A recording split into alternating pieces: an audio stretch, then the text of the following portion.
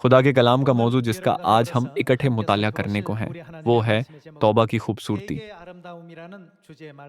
किताब मुक़द्दस की तालीमात से आएँ, हम कुछ वक़्त तौबा के उन मामूलात का मुताला करने में गुज़ारते हैं, जिनसे खुदा खुश होते हैं। किताब मुक़द्दस में सादा अल्फाज में इसकी वज़ाहत करें। तौबा से मुराद एक शख्स या औरत के एक बार खुदा को छोड़ने के बाद खुदा की तरफ लौटना है।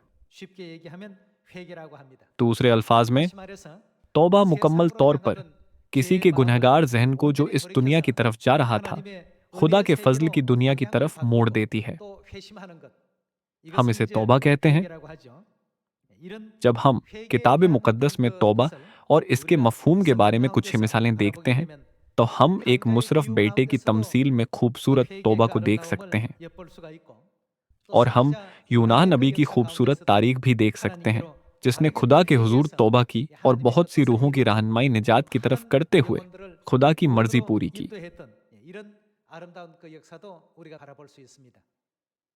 तौबा हमेशा खूबसूरत नताइज पैदा करती है। खूबसूरत फल लाने के लिए तौबा एक मजहबी अमल है। इसलिए किताब मुक़द्दस उन लोगों के बारे में क्या कहती है जो तौबा नहीं करते। ये कहा गया है कि तौबा न करने वाले लोग आसमान की बादशाही में दाखिल नहीं हो सकते। माजी में हमने आसमान की बादशाही में खुदा से मुंह मोड़ लिया और इस जमीन पर आ गए। अगर हमारे दिल इस दुनिया की ख्वाहिश से भर गए थे, तो अब हमें इस दुनिया को छोड़ना है। हमें अपनी सिमत बदलनी है और अपने जहनों को आसमानी बाप और माँ की तरफ फेरना है। किताब मुक़द्दस कहती है कि ऐसा करना तौबा है। मुशर्रफ बेटे की तमसील में जब मुशर्रफ बेटे ने अपने बाप के घर को छोड़ा, तो उसने सोचा कि वो अकेले सब कुछ कर सकेगा। चुनांचा वो एक दूर मुल्क में चला गया। उसने सोचा कि वो सब कुछ कर पाएगा, हालांकि उसका बाप वहां नहीं था और न उसके बाप की तरफ से कोई मदद थी। ताहम उस मुल्क में वो अपनी तौका के बरक्स कुछ भी करने से कासिर था। जब उसने सोचा कि सब चीजें इंसान की मर्जी के मुताबिक नहीं हुई हैं, उसे अपना बाप और अपना घर याद आ रहा था। आखिरकार उसने अपना पूरा जहन बदल लिया। बेटा एक बार अपने बाप से मुंह मोड़कर घर से निकल गया था, मगर अब अपने बाप के पास लौटता है। किताब मुक़द्दस कहती है कि यह तौबा है और मुशर्रफ बेटे की तौबा बहुत खूबसूरत है। इसलिए यीशु ने कहा कि इस जमीन पर तौबा करने वाला एक गुनहगार आसमान पर 99 रास्तबाजों से ज्यादा कीमती है। मुझे यकीन है कि आप सबको ये बातें याद हैं। अगर हम तौबा नहीं करते, तो हम हरगिज निजात हासिल नहीं कर सकते या खुदा की बादशाही में दाखिल नहीं हो सकते। जब हम दोबारा इसके बारे में सोचें, तौबा हमारे ईमान की खूबसूरत जिंदगी के लिए वाकई एक जरूरी और कीमती अमल है। इसीलिए यीशु ने 2000 साल पहले खुदा की बादशाही की वजाहत करते हुए पहले तौबा का जिक्र किया था, क्योंकि तौबा करने पर हम खुदा की बादशाही को देख सकते हैं। इसलिए यीशु ने हमें यह कहते हुए पैदार किया, क्या तौबा करो, क्योंकि आसमान की बादशाही नजदीक आ गई है। हमने अहदनामा से इसकी जांच और तस्दीक कर सकते हैं। इसलिए आज हम एक बार फिर जहन में रखें कि जब हम तौबा करते हैं, तो हम सब खूबसूरत इंसानों में बदल सकते हैं, ताकि हम कफारा के दिन के दुआ या हफ्ता के दौरान खुदा के सामने अपने तमाम गुनाहों का इकरार और तौबा कर सकें। ऐसा करने से मैं उम्मीद करता हूँ कि हम सब यूनाह की मानिंद फर्जंद बने, जिसने खुदा को पसंद किया था, और मुशर्रफ बेटे की मानिंद जो अपने बाप के पास लौट आया था। तो फिर हम किताब मुक़द्दस के चंद कलमात से तौबा के बारे में तालीमात का मुताला करते हैं। आए हम उमाल बाब 3 आयत 19 से देखते हैं। बस तौबा करो और रजू लाव ताकि तुम्हारे गुनाह मिटाए जाएं, और इस तरह खुदावंद के हजूर से ताजगी के दिन आए। और वो उस मसीह को जो तुम्हारे वास्ते मुकर्रर हुआ है, यानी यीशु को भेजे। जरूर है कि वो आसमान में उस वक्त तक रहे जब तक कि वो सब चीजें बहाल ना की जाएं, जिनका जिक्र खुदा ने अपने पाक नबियों की जुबानी किया है, जो दुनिया के शुरू से होते आए हैं। हर एक रूह जो तौबा करती है ताजगी पाएगी, और खुदा हम अपने फर्जंदों को जो तौबा करते हैं खुशी बख्शेंगे। आए हम अमाल बाब 26 आयत 20 देखते हैं। बल्कि पहले दमिश्कियों को, फिर यरूशलेम और सारे मुल्क यहूदिया के बाशिंदों को और गैर कौमों को समझाता रहा कि तौबा करें और खुदा की तरफ रजू लाकर तौबा के मुआफिक काम करें। पौलुस रसूल ने हमें अपने कामों में से एक बताया। उसने कहा कि उसने मुनादी की कि लोगों को खुदा की तरफ रजू लाना चाहिए और अपने कामों से अपनी तौबा का सबूत देना चाहिए। जब हम किताब मुकद्दस पढ़ते हैं तो हम देख सकते हैं कि यीशु ने यह कहते हुए खुशखबरी की मुनादी की कि तौबा करो क्योंकि आसमान की बादशाही नजदीक आ गई है। यूं तौबा हमारे ईमान में बिल्कुल जरूरी है। इसे हमारे ईमान की जिंदगी के हिस्से के तौर पर अहम तरीन गर्दाना जाना चाहिए और इसे किसी भी चीज पर फोकियत देनी चाहिए। तो फिर तौबा खुदा की तरफ रजू लाना है जिन्हें हमने छोड़ा था। ये हमारे गुनहगार जहन के लिए है जो इस दुनिया की तरफ गया है ताकि अपनी समत को बदले और खुदा के फजल की दुनिया की तरफ बढ़े। ये तौबा है। जब खुदा की हकारत करने वाला शख्स उनकी तरफ रजू लाता है, तो अगर हम ऐसे कामों को बयान करने के लिए एक लफ्ज इस्तेमाल करें तो हम कह सकते हैं कि ये तौबा है। आए हम लूका की इंजील बाब 15 आयत 11 की तरफ जाते हैं और मुशर्रफ बेटे की तमसील से देखते हैं कि तौबा कितनी खूबसूरत है। फिर उसने कहा कि किसी शख्स के 2 बेटे थे। उनमें से छोटे ने बाप से कहा, ए बाप, माल का जो हिस्सा मुझको पहुंचता है मुझे दे दे। सादा अल्फाज में कहीं तो दूसरे बेटे ने अपने बाप से कहा, मेहरबानी से जायदाद का जो हिस्सा मुझे आता है मुझे दे दें। उसे तवक्का थी कि अगर उसे उसके बाप से मिरास मिली है और जैसा उसने चाहा वैसा ही किया तो वो बेहतर जिंदगी से लुत्फ अंदोज हो सकेगा और मौजूदा की निस्बत ज्यादा खुश रहेगा। वो ऐसी मबहम तौका में खो गया था। इसलिए आखिरकार उसने अपने बाप से मुंह मोड़ लिया। ताहम आखिर में मुशर्रफ बेटा, जिसने अपने बाप को छोड़ दिया था, वापस घर आता है। यसु मुशर्रफ बेटे की इस तमसील के जरिए हमें तौबा के बारे में बेदार करते हैं। आए हम आयत 12 से पढ़ना जारी रखते हैं। उनमें से छोटे ने बाप से कहा, ए बाप, माल का जो हिस्सा मुझको पहुंचता है मुझे दे दे। उसने अपना माल मता उन्हें बांट दिया और बहुत दिन न गुजरे कि छोटा बेटा अपना सब कुछ हेजमा करके दूर दराज मुल्क को रवाना हुआ और वहां अपना माल बदचलनी में उड़ा दिया। और जब सब खर्च कर चुका तो उस मुल्क में सख्त काल पड़ा और वो मुहताज होने लगा। फिर उस मुल्क के एक बाशिंदा के यहाँ जा पड़ा।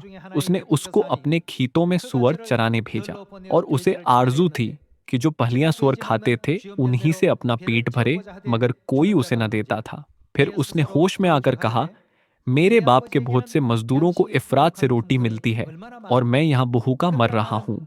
मैं उठकर अपने बाप के पास जाऊंगा और उससे कहूंगा, ए बाप, मैं आसमान का और तेरी नजर में गुनहगार हुआ, अब इस लायक नहीं रहा कि फिर तेरा बेटा कहलाऊं।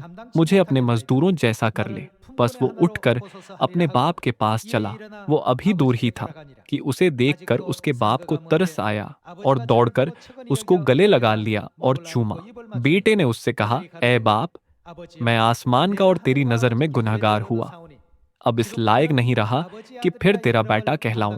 बाप ने अपने नौकरों से कहा, अच्छे से अच्छा लिबास जल्द निकाल कर उसे पहनाओ और उसके हाथ में अंगूठी और पाँव में जूती पहनाओ और पले हुए बछड़े को लाकर ज़िबह करो ताकि हम खाकर खुशी मनाएं। क्योंकि मेरा ये बेटा मुर्दा था, अब जिंदा हुआ, खो गया था, अब मिला है। बस वो खुशी मनाने लगे। यहाँ जब बेटा अपनी पिछली गलतियों से तौबा करके लौट आया था तो बाप ने अपने बेटे को न डांटा न ही इल्जाम लगाया, बल्कि इसके बरअक्स वो अपने बेटे की तौबा और वापस लौटने से इतना खुश हुआ था कि उसने एक जियाफत की और उसकी उंगली में अंगूठी पहनाई और उसे लिबास पहनना। यूं बाप ने अपने बेटे को गले लगाते हुए इस्तकबाल किया जिसने तौबा की और घर लौटा। जैसा कि हम तमसील में देखते हैं, खुदा हमारी तौबा को खूबसूरत गर्दानते हैं। अगरचे हमारी तमाम पिछली जिंदगियां गुनाहों और खताओं से आलूदा थीं, पर अगर हम मुशर्रफ बेटे की तरह अपने दिल की गहराइयों से मुकम्मल तौर पर तौबा करें और खुदा की तरफ रजू करें, और अगर हम पुख्ता अज़्म कर लें कि हम अब से खुदा की तालीमात के मुताबिक जिंदगी गुजारेंगे, तो ये सच्ची तौबा है जिससे खुदा सबसे ज्यादा खुश होते हैं। लेकिन अगर हम इस सोच से गुनाह दोहराएं कि अगर हम सिर्फ तौबा करें तो खुदा हमें माफ़ करेंगे, अगर हम दोबारा तौबा करें तो खुदा हमें दोबारा माफ़ करेंगे, तो हम माफ़ नहीं किए जा सकते। अगर जब हम तौबा करें, हमारी बाद में की गई तौबा को तौबा के तौर पर तस्लीम नहीं किया जाएगा। मुशर्रफ बैटे ने सोचा कि अगर वो अपने बाप को छोड़ दे तो भी वो ज़्यादा खुश होगा। ताहम आखिरकार जब वो किसी दूर दराज मुल्क को गया, उसे एहसास हुआ कि वो गलत है और उसने पुख्ता अज़्म कर लिया कि वो अपने बाप के पास वापस जाएगा। जब उसने ऐसा करने का फैसला किया, तब वाकई पुरफजल नतीजा उसका मुंतज़र था। उसके बाप ने गले लगाकर उसका इस्तकबाल किया। उसने उसे बेहतरीन लिबास पहनाया, उसकी उंगली में अंगूठी पहनाई और खुशी मनाने के लिए एक मोटे बछड़े को ज़िब्ह किया। हम लूका की इंजील के 15वें बाब से बाप के दिल को समझ सकते हैं।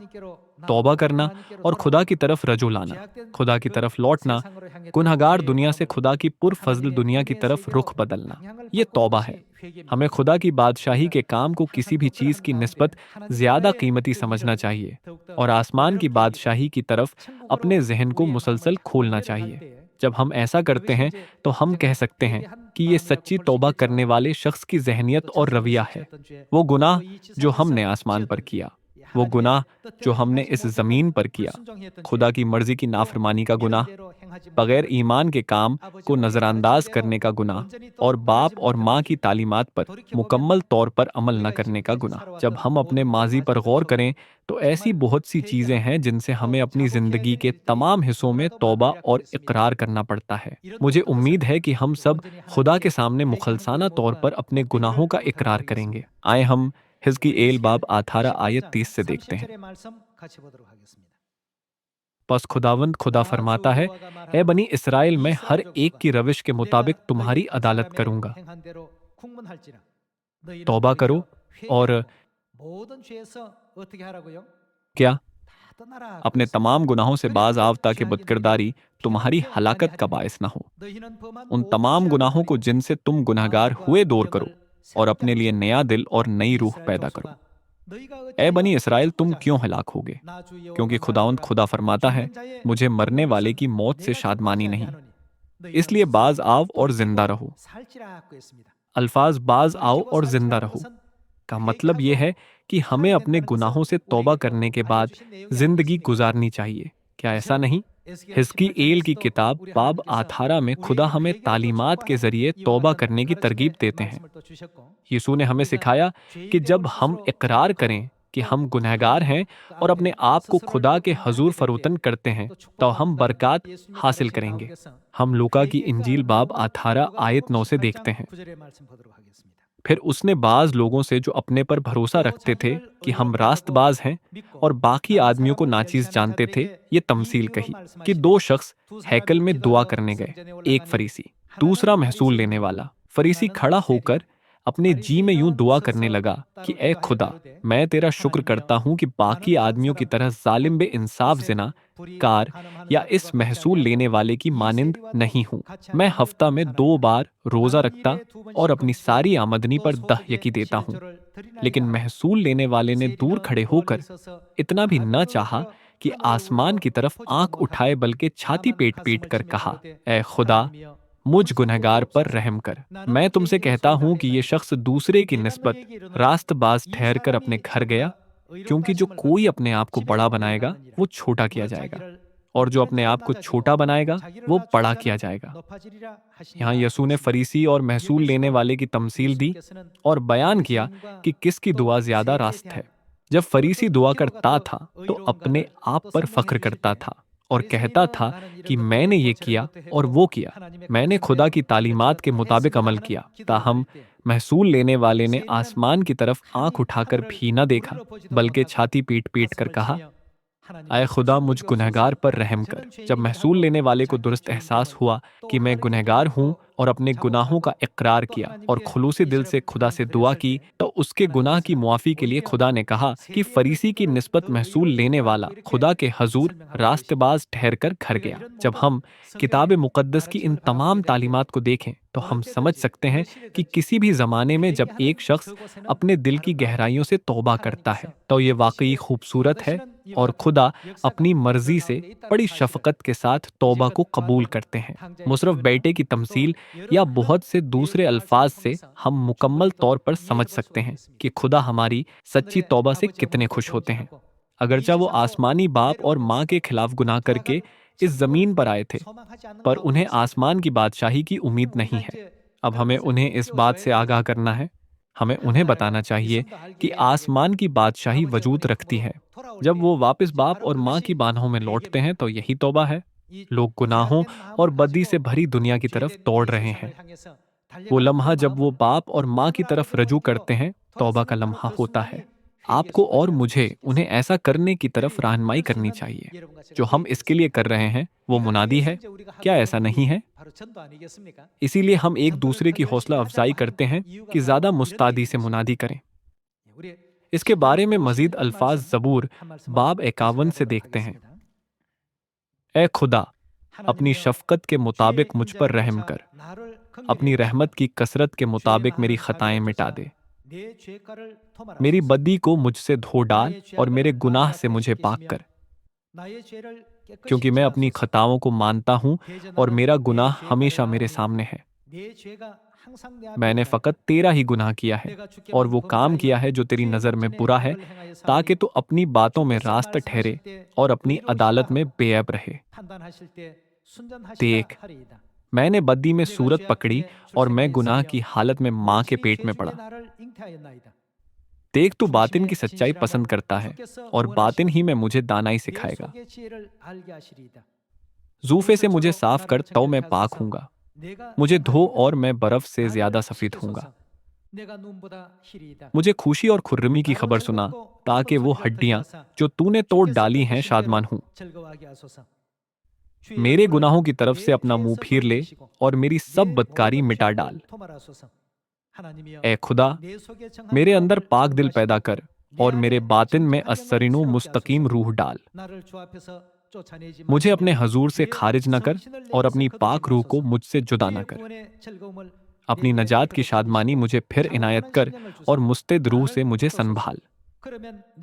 तब मैं खताकारों को तेरी राहें सिखाऊंगा और गुनहगार तेरी तरफ रजू करेंगे। ए खुदा, ए मेरे नजात बख्श खुदा, मुझे खून के जुर्म से छुड़ा तो मेरी जुबान तेरी सदाकत का गीत गाएगी। ए खुदावंद, मेरे होंठों को खोल दे तो मेरे मुंह से तेरी सिताइश निकलेगी, क्योंकि कुर्बानी में तेरी खुशनूदी नहीं, वरना मैं देता। सोख्तनी कुर्बानी से तुझे कुछ खुशी नहीं। शिकस्ता रूह खुदा की कुर्बानी है। ए खुदा, तू शिकस्ता और खिस्ता दिल को हकीर ना जानेगा। अल्फाज में शिकस्ता रूह खुदा की कुर्बानी है। शिकस्ता दिल का मतलब वो जहन है जो तौबा करता है। क्या ऐसा नहीं है?